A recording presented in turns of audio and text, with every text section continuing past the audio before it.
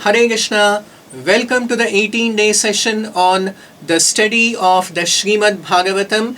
We have begun with the first canto of the Srimad Bhagavatam and we have been discussing the fifth chapter. And before we begin today's session, I shall chant a few prayers. Om Namo Bhagavate Vasudevaya Narayanam Namaskritya Naram Chaiva Narottamam Devim Saraswatim Vyasam Tato Jayam Mudirayet Nashtaprayeshu Bhadreshu Nityam Bhagavata Sevaya Bhagavati Uttama Shloke Bhaktir Bhavati Naishthiki Om Ajnanatimirandhasya Jnananjanashalakaya Chakshurunmilitam Yena Tasmai Shri Gurave Namaha Nama Om Vishnupadaya Krishna Presthaya Bhutale Srimate Bhakti Vedanta Swaminiti Namine Namaste Saraswate Deve Gauravani Pracharine Nirvishesha Shunyavadi Paschatya Deshatarine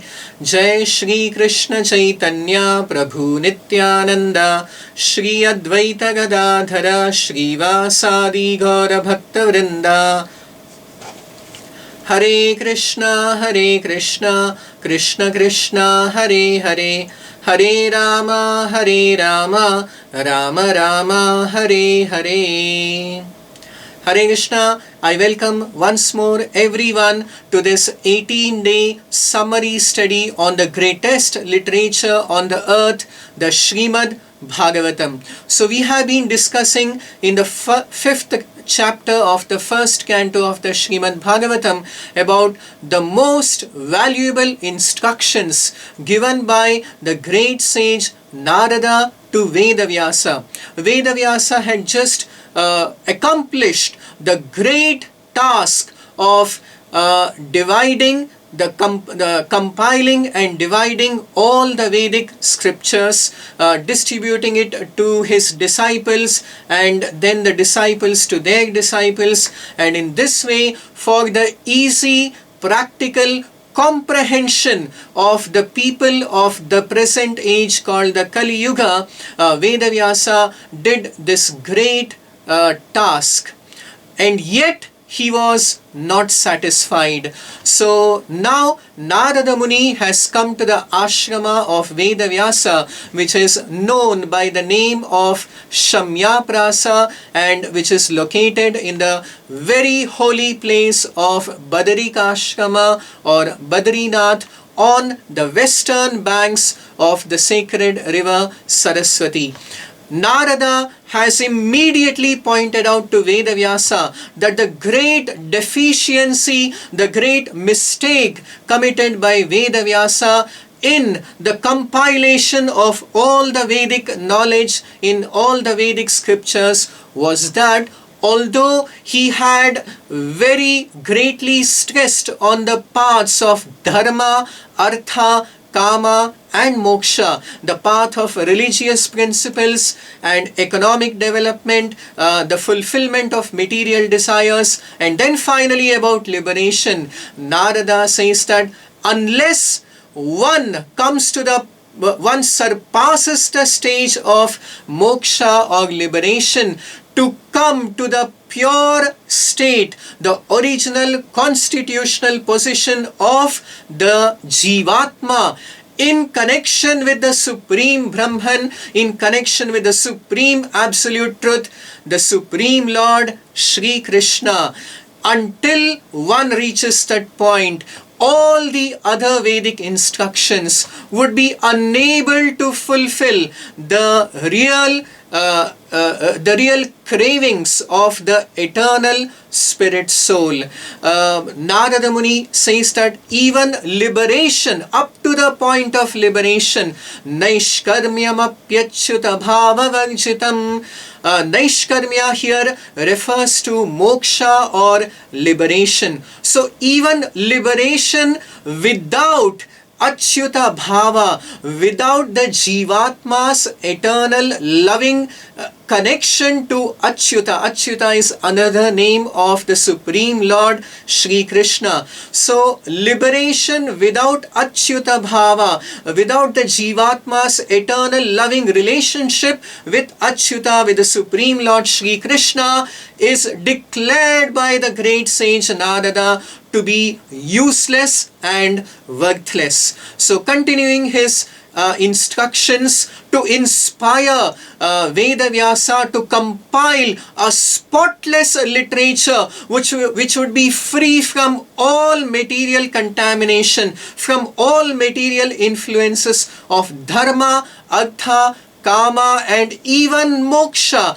is just nothing but freedom from material bondage. So therefore, as I had given the example yesterday, that all these topics are like in mathematics the negative integers, but now, and even liberation is just coming to the point of zero. So Narada Muni now instructs Veda Vyasa to begin the positive spiritual narration of the original constitutional position of the Jivatma in connection with the Supreme Brahman, the Supreme Lord Shri Krishna. So further continuing his instructions, Narada Muni says in 1.5.13 that Atho Mahabhaga Bhavan Amoghadrik Shuchishrava Satyarato Dhritavrataha Urukramasya Akhila Bandha Muktaye Samadhina Nusmara Tadvicheshtitam. Narada instructs Veda Vyasa that the real path of eternal emancipation from all material bondage is actually Urukramasya, the transcendental pastimes of the Supreme Lord, who is also known by the name of Urukrama. It is very interesting to note here that in every verse of his instructions by Narada to the great sage Veda Vyasa, Narada is using some of the most beautiful names of the Supreme Lord Shri Krishna. The Supreme Lord Shri Krishna, being Ananta, has also got Ananta Namani. He has got infinite names which describe his divine qualities, characteristics, and his eternal pastimes, leelas. So here Urukrama is another name of the Supreme Lord Shri Krishna. Urukrama means one who took the extraordinary steps. Krama means to take a step, and Urukrama means superhuman or extraordinary steps. So the Supreme Lord Shri Krishna, in his incarnation as the dwarf Vamana, took the steps by which by a single step he could expand his feet to cover the entire upper planetary systems, and with another step he measured the entire lower planetary systems. So such are the superhuman and extraordinary activities. Even the step taken by the Supreme Lord is so wonderful and superhuman.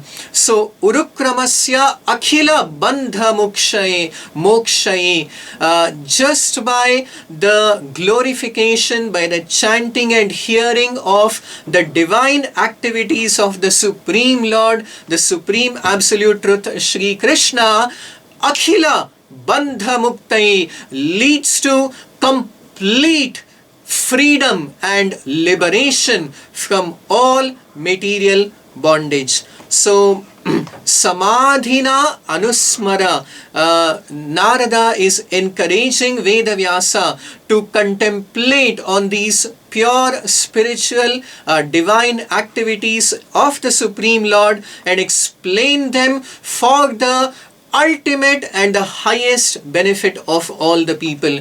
Now, a question may arise that if Veda Vyasa presents the pure principles of bhakti, which is also known as the Panchama Purushartha, the fifth objective, which is the direct objective of the Jivatma, of the spirit soul, surpassing the earlier the Chatuhu Purusharthas of Dharma, Artha, Kama and Moksha. So, real pure bhakti begins after the stage of liberation, after the stage of moksha. So, whereas in all the Vedic scriptures, a great stress is laid on the initial basic levels of dharma, artha, kama and moksha, especially on the foundational, on the most basic principle of dharma, the following of the religious principles and the execution of one's dharma and karma, one's prescribed duties, due to which there are many notions in the human society like work is worship, that one's prescribed duties are mandatory, are compulsory and never to be abandoned, never to be given up. So, in case if Veda Vyasa directly presents the ultimate Purushartha of Shuddha Bhakti, this is actually the most confidential, the most secret revelation of the Vedic scriptures, that after moksha, what? So after moksha is the situation of the Jivatma in Shuddha Prema Bhakti, in pure loving devotional service with the Paramatma, with the Supreme Lord Shri Krishna, in various rasas, in various eternal relationships. So, in case if somebody is inspired to directly take up the path of pure Shuddha Bhakti, and if one gives up the earlier progressive levels of dharma, artha, kama and moksha, would that not lead to a discrepancy in the human society? So this question may be raised, and Narada Muni assures Vedavyasa not to worry about such a situation, about such a scenario that may arise. He encourages Vedavyasa by saying that in the 17th verse, in 1.5.17, this is a very beautiful verse of the Srimad Bhagavatam. Narada Muni says that त्यक्त्वा स्वधर्मं चरणाम्बुजं हरेर् भजन् अपक्वोऽथ पतेत् ततो यदि यत्र क्वा वा भूद् अभूद् अमुष्य किं को वार्थ आप्तो अभजतां सुदुर्लभ स्वधर्मतः.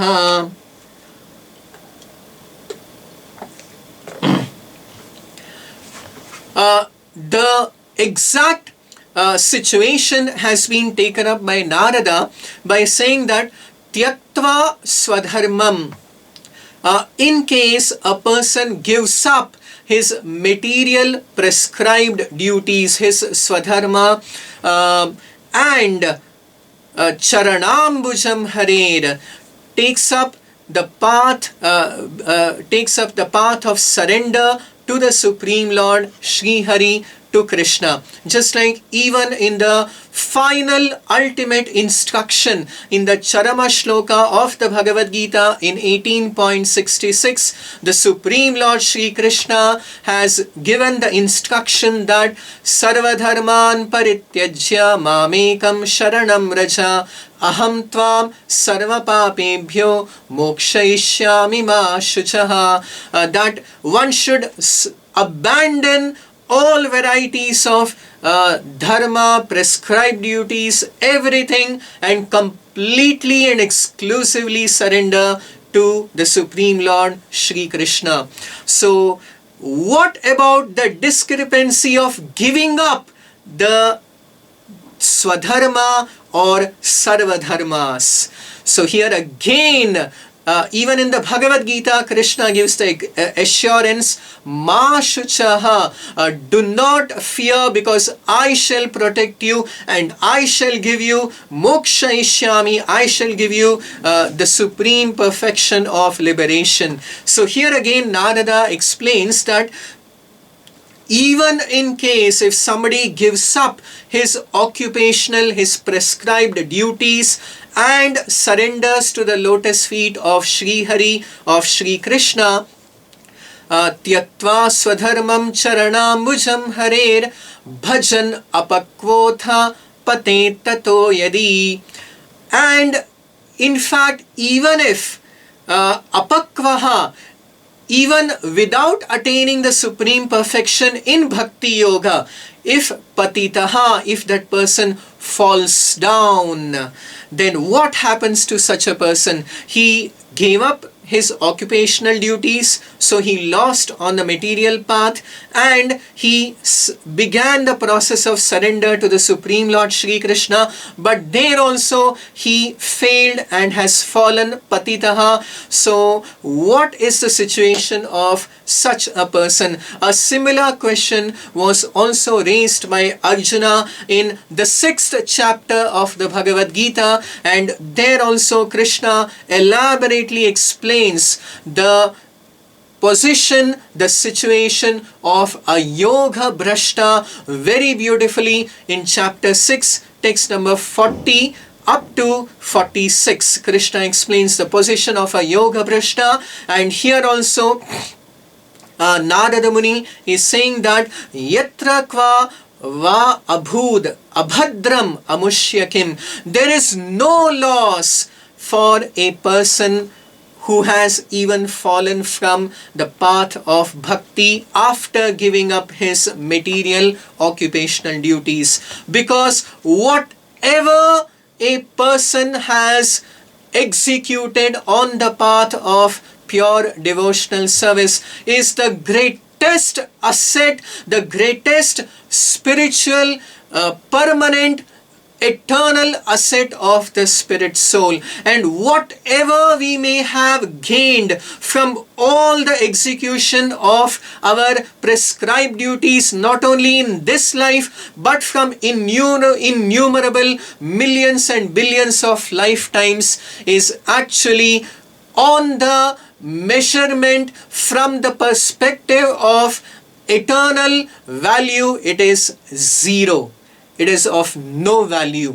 So therefore, whereas whatever spiritual and devotional activities in the path of spiritual life one may have done, it may be even the smallest of things, but that remains like an eternal permanent asset. It is like our permanent bank account. Whatever else we may attain in this material world is temporary in nature, but not the spiritual activities. They are not temporary, they are eternal and permanent. They stay with us, and as we make more and more progress until we attain the complete perfection of spiritual life. So it is never to be lost. And in fact, even Narada further explains that tasyaiva hetoho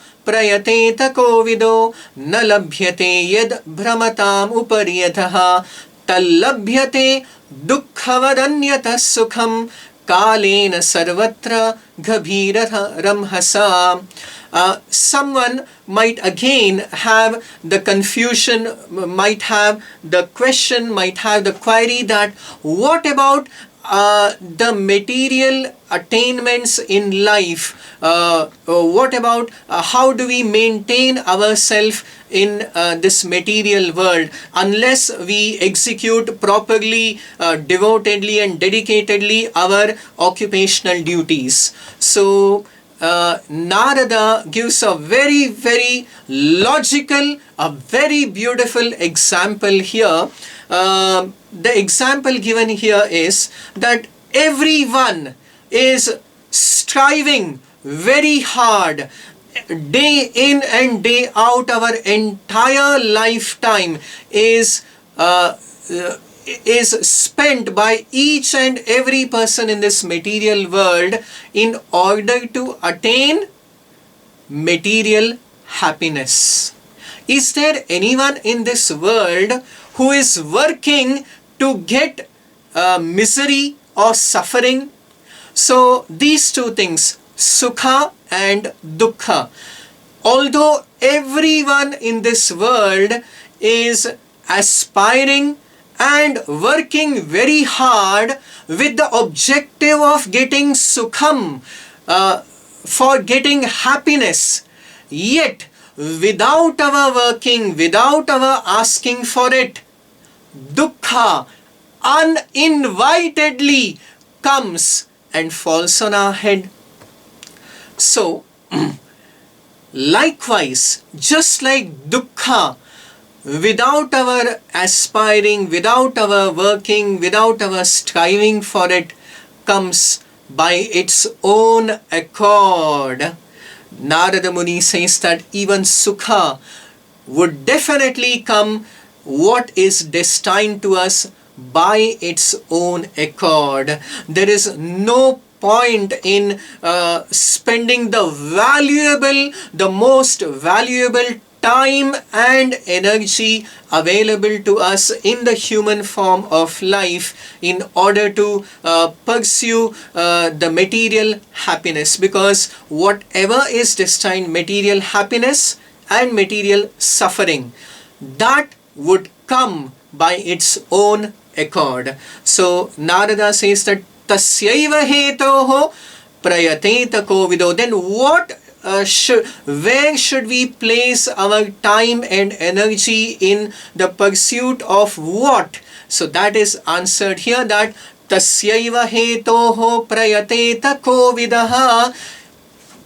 A kovidaha, a wise and intelligent person, must prayateta, must take great efforts for obtaining that. Na labhyate brahmatam upariyataha, for attaining that which is unattainable by wandering in the cycle of birth and death in all the various species of life, in the from the lower planetary systems up to the highest material planetary systems. What is not attainable from the lowest to the highest material planetary system, that one should aspire for, one should endeavor for. And what is that? It is mukti, liberation, and after mukti, the divine parabhakti, the eternal loving relationship of the Jivatma with the Supreme Lord Sri Hari, with Sri Krishna. So therefore, moving further, Narada Muni encourages that no one should hesitate from taking up the path of pure devotional service. There need not be any hesitation, even if there is any so-called fall down, because even the fall down of a devotee is just a temporary phase, because if one has rendered sincere devotional service to the Supreme Lord would never forget that, and that devotee would very soon, by the grace of the Supreme Lord, come back to the path of pure devotional service. So in 1.5.19, Narada Muni says that Navai jano jatu kathanchana vrajen mukunda sevyang anyavadangra samskritim Smaran mukundanghrupaguhanam punar vihatumicchenap rasagraho janaha. Once a person has rasagraha, has attained, has relished the taste of the engagement in the loving devotional service unto Mukunda Angri, unto the lotus feet of the Supreme Lord Mukunda, Shri Krishna, such a person would again and again be reminded of that sublime bliss and ecstasy. So even though a person may get diverted, may fall down from the path of spiritual progress, one is sure to again reinstate oneself in the original path of spiritual activities, because such is the nature of pure devotional service to the Supreme Lord, that one would never have the supreme taste, the supreme happiness of pure devotional service is so sublime and supreme that one would never get any taste in all the material possessions, in all the material happiness of this world. Even the combined material happiness of the entire world would not even compare to a drop in the ocean, in the infinite ocean of pure devotional service to the Supreme Lord Shri Krishna. So in this way, Narada says that idam hi pumsaha tapasashrutasya va svishtasya suktasya cha buddhi dattayoho avichyutoktaha kavibhir nirupito yaduttama shloka gunanuvagnanam. Therefore, Narada concludes by saying that idam hi pumsaha, the avichyutoktaha, the infallible, the greatest, the highest, the ultimate purpose or objective of tapasya, of penances, shrutasya, of learning, of wisdom, svishtasya suktasya cha buddhi dattayoho, of any sacrifices, of chanting the Vedic hymns, of all one's knowledge, buddhi dattayoho, the avichyutoktaha, the infallible, the final objective is to engage, to reconnect the Jivatma with the Supreme Lord Shri Krishna. Kavibhir nirupito yad uttama shloka gunanuvagnanam, to engage in the pure glorification of the Supreme Lord, who is also known as Uttama Shloka, or one who is always praised with divine transcendental poetry. So in this way, Narada is instructing Vyasa to compose a literature which is purely 100% about the Supreme Lord, the Supreme Absolute Truth, Krishna, and the Jivatmas in the liberated stage, and the transactions between the pure Jivan Muktas, between the pure Muktatmas, between the liberated souls and the Supreme Brahman Shri Krishna. So, therefore, basically to summarize, Narada is advising Vyasa to compose a literature which would have basically three most important subject matters, which are beyond, which surpass the level of moksha or liberation. One is Bhagavan, the second is Bhagavata, and the third is the loving relationship between the Bhagavatas and Bhagavan, which is bhakti.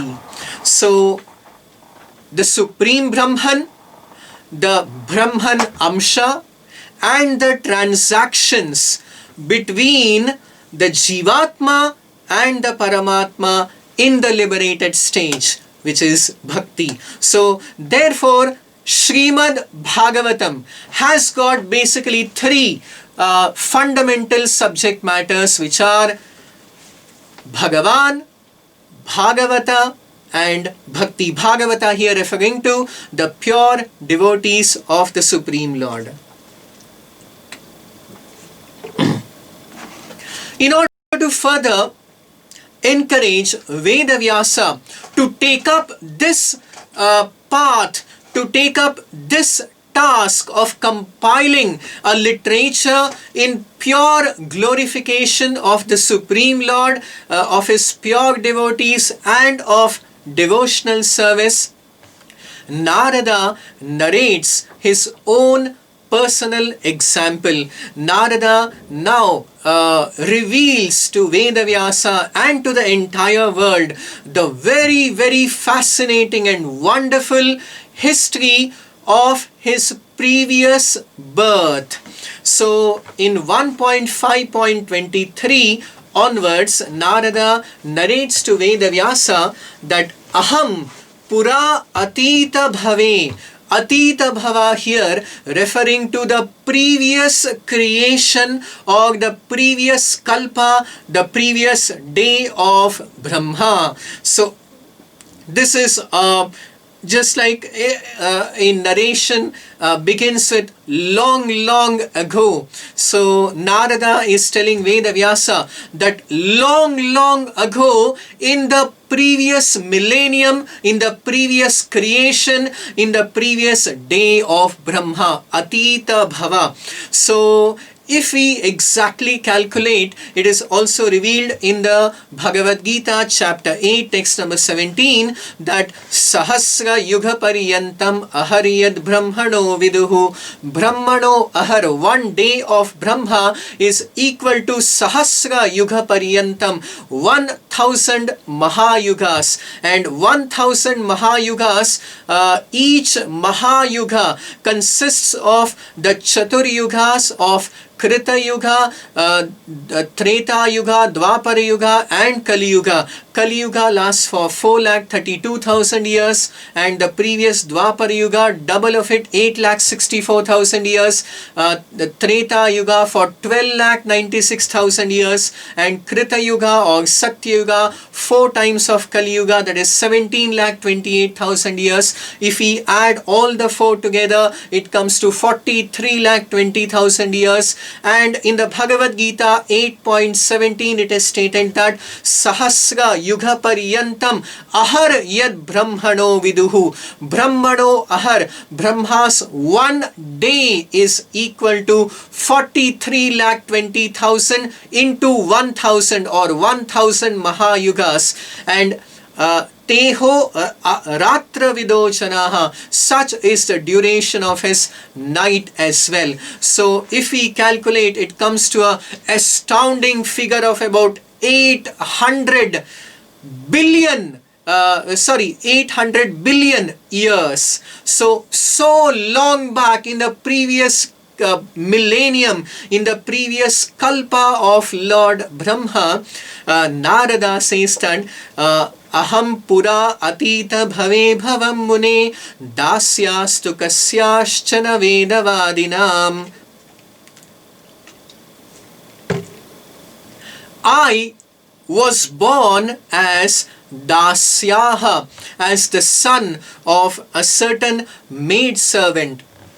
And it so happened that once during the time of Chaturmasya, during the time of the 4 months of the rainy season, there were some great advanced transcendentalists who are also known as the Bhakti Vedantas. The Bhakti Vedantas are the topmost Vedantists because they have realized the true import, the true purport of the Vedanta to be that which is beyond the purview of moksha, which is bhakti, and therefore such topmost Vedantists are also known by the name of Bhakti Vedantas. So they came to the place where Narada was staying with his mother.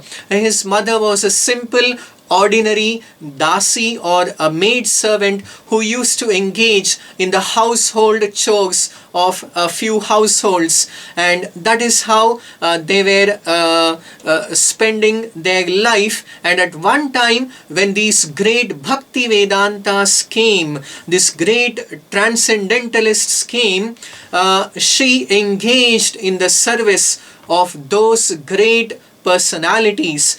And Narada, who was just balakaha panchahayanaha, a small boy of 5 years. So this is the story, the history of Narada in his previous life, in the previous millennium, as the son of a maid servant. So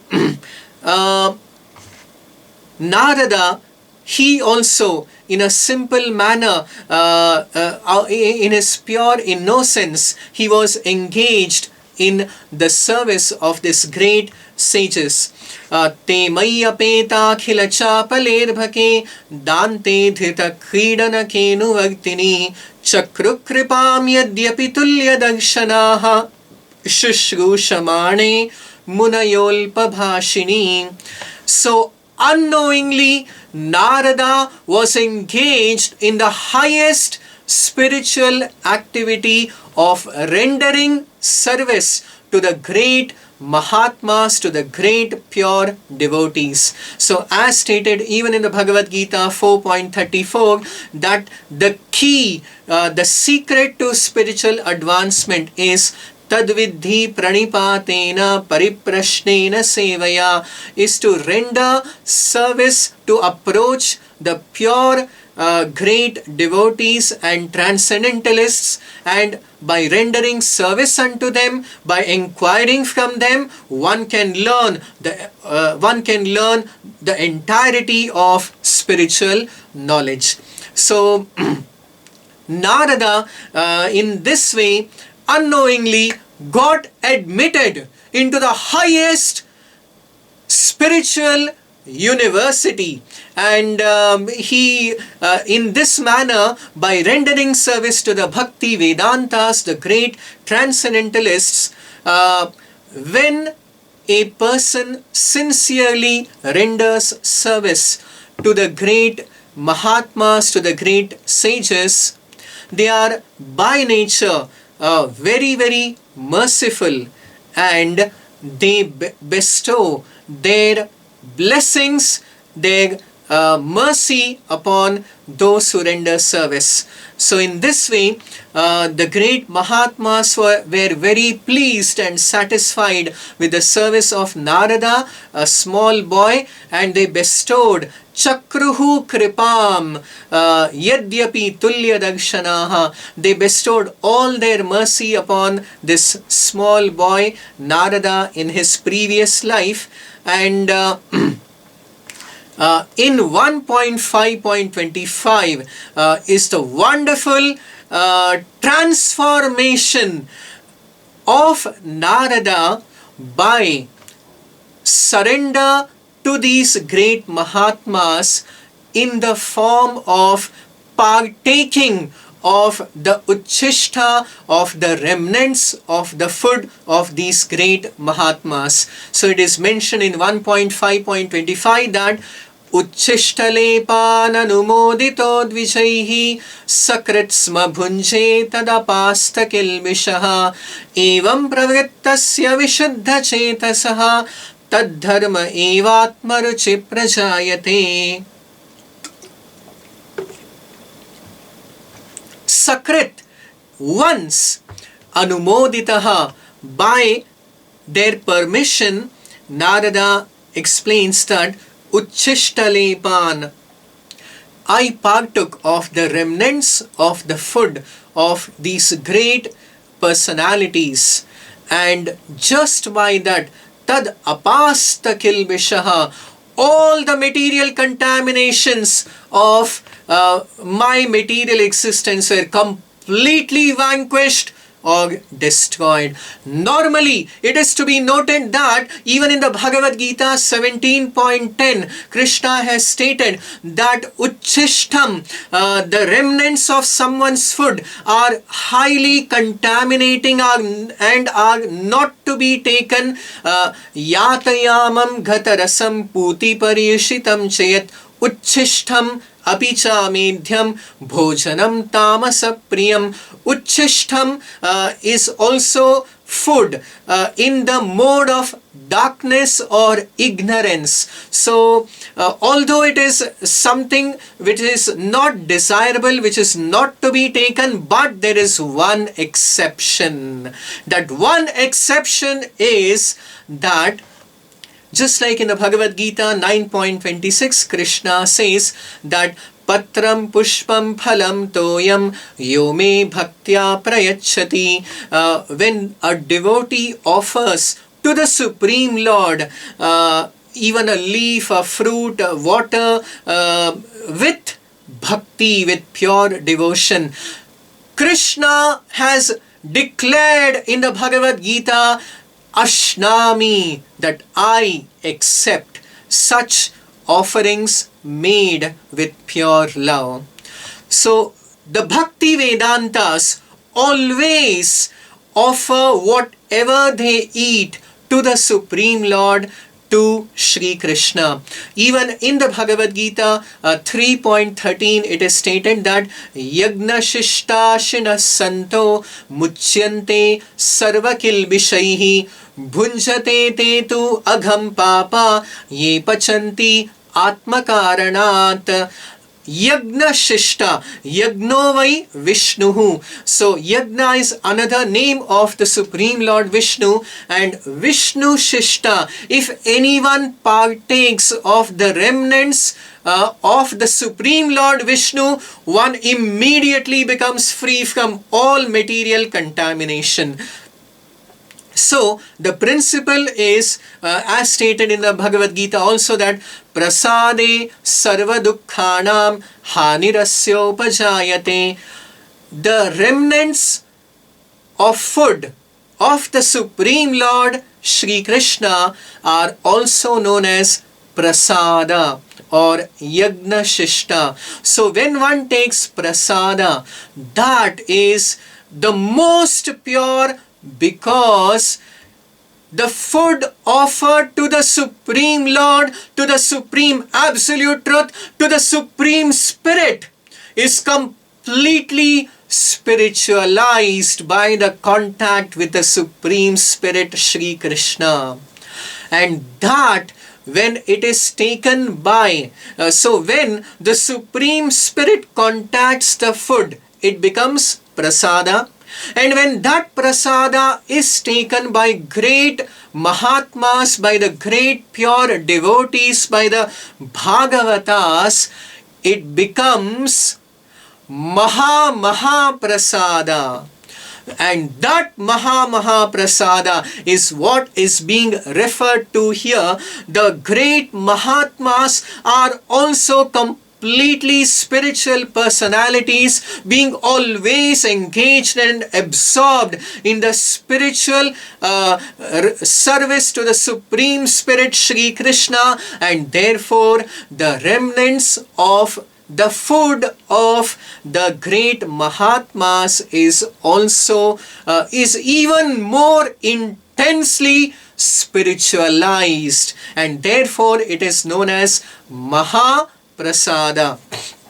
So Narada in his previous life got the opportunity by their permission to partake of the Maha Prasada. The Bhakti Vedantas had offered the food to the Supreme Lord Shri Krishna, and they had partaken that Prasada, and the Uchchishta of these great Bhakti Vedantas was taken by Narada, and just by that apasta kilvishaha, he was completely purified of all material contamination and very rapidly progressed on the path of spiritual progress. Tatranvaham Krishna Katha Pragayatam Anugrahena Shrinavam Manoharaha Tashraddhaya Menupadam Vishrinvataha Priyashravasya Mama Bhavad Ruchihi. So actually, this is the path of progress in on the path of pure devotional service. There are 9 stages on the path of progress in devotional service, and they are explained in the great scripture called Bhakti Rasamrita Sindhu by the great devotee Rupa Goswami, that Adau Shraddha Tatah Sadhu Sangotha Bhajana Kriya Tato Anartha Nivritti Syad Tatha Asaktihi Ruchis Tatha. That the first level is called Shraddha, when one has got the simple faith that yes, the teachings of the Bhagavad Gita, of the Srimad Bhagavatam, are the greatest beneficial instructions for the spirit soul, for the Jivatma. And then one Adau Shraddha Tataha Sadhu Sangha. The second stage is association with the pure devotees of the Supreme Lord. One begins to aspire to associate with the devotees who are engaged in the devotional service, in the bhakti of the Supreme Lord, and by that one progresses to the third level called as Sadhu Sangha Bhajana Kriya, to personally engage in the devotional activities of the Supreme Lord Shri Krishna, by which one comes to the fourth stage of Anartha Nivriti. One becomes completely cleansed of all the anarthas, of all the material contaminations, to gradually rise to the fifth stage of Asakti. One becomes strongly attached to the spiritual activities of devotional service, and then one comes to the sixth stage of Ruchi. Ruchi means one relishes the divine transcendental taste, mellow of bhakti, of pure devotional service. And this is the stage, the sixth stage attained by Narada, that Priyashravasi Mama Abhavad Ruchihi. I attained natural affection towards the Supreme Personality of Godhead in every step. Anupadam means in every step. So the sixth stage of Ruchi, the Jivatma's attachment to the Paramatma, to the Supreme Lord, becomes so intense that Anupadam, in every step, in every breath of one's existence, one always remains connected with the Supreme Lord, and one cannot be without engaging in the devotional service of the Supreme Lord Shri Krishna, even for a moment. So as described in the Bhagavad Gita many times, that Nityam Ananyaschintayanto mam tesham nityabhiyuktanam, or satatam kirtayanto mam. So one comes to this stage of ruchi or satata nitya ananya bhakti.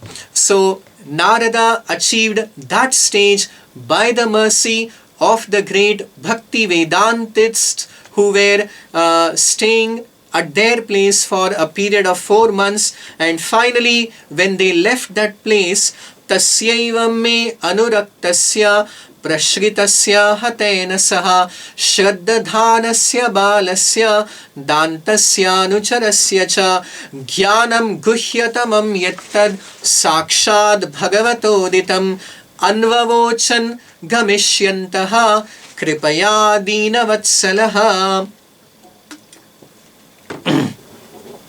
As they were leaving, those Bhakti Vedantas instructed Narada in the most confidential subject matter of pure devotional service, even surpassing the stages of ruchi to the higher levels of bhava and prema or shuddha prema of the Supreme Lord Shri Krishna. And in this way they left after some time. So Narada continues to explain that येनैवाहं भगवतो वासुदेवस्य वेधसः मायानुभावम् अविदं येन गच्छन्ति तत्पदम्. By that instruction of the great Bhakti Vedantas, I could clearly understand the influence of Maya Avidam, of the illusory potency of Maya. I could also understand and realize the Supreme Lord Shri Krishna, who is actually the creator, maintainer and annihilator of everything.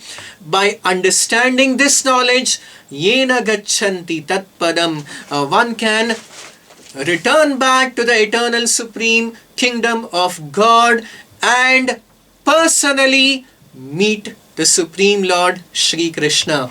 So, etat samsujitam brahman tapatrayachikitasitam yadishware bhagavati karma brahmani bhavitam. A very beautiful example is given by Narada, that although Narada was engaged in these devotional activities, because there are some philosophers who are also mentioned in the Bhagavad Gita 3rd chapter who think mistakenly that advancement in spiritual life means to give up all activities and completely stop all activities, and that would lead to Naishkarmya or liberation. So again here Narada explains very beautifully that just like the same thing when applied in a therapeutic way can cure the disease. So just like activities may be the cause of karma bandhana, of material bondage,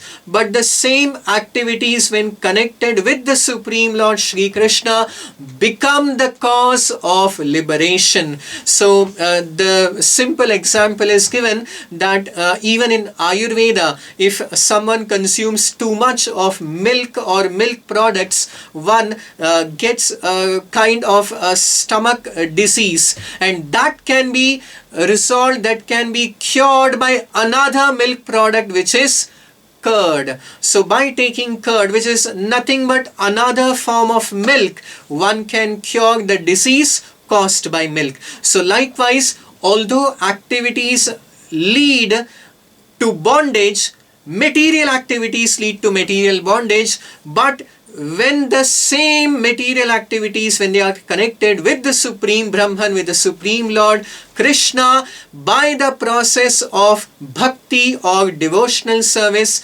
they lead to liberation or moksha. So specifically, the great sages, the Bhakti Vedantas, gave a very, very powerful, a very great, sublime mantra or a chant for deliverance to Narada Muni. So this is revealed by Narada in 1.5.37, that the mantra given by the great sages was Om Namo Bhagavate Tubhyam Vasudevaya Dhimahi Pradyumnaya Niruddhaya Namah Sankarshanaya Cha.